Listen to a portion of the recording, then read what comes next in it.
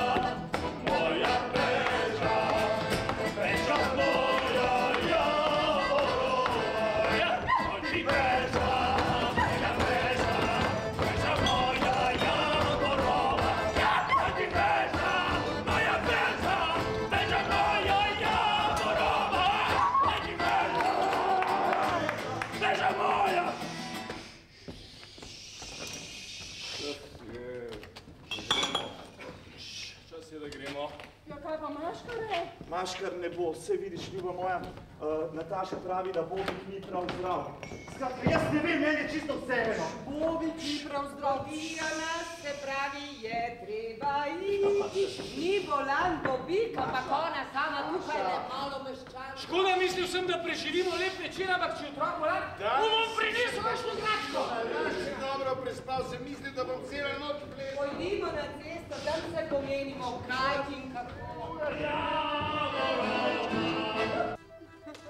Dobričina ste, bila sva prijatelja, še enkrat z Bogom, draga moja. Svidenje. Ne na svidenje, ampak z Bogom, nekoli več se ne bomo videli. Kdo ve? Čez 10-15 rokov. Takrat se bomo komaj da poznali. Hladno se bomo pozdravili. Nemara se še oženite tam na Poljskem in žena Poljakinja. Še malo vrstite, ena ura.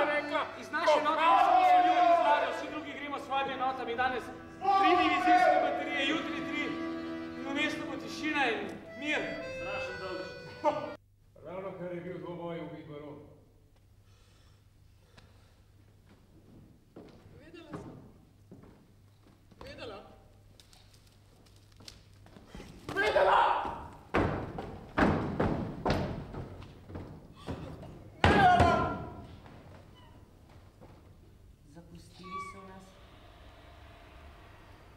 odšel za zmeraj. Za vselej. Za zmeraj. Ko bi le vedela. Vseeno.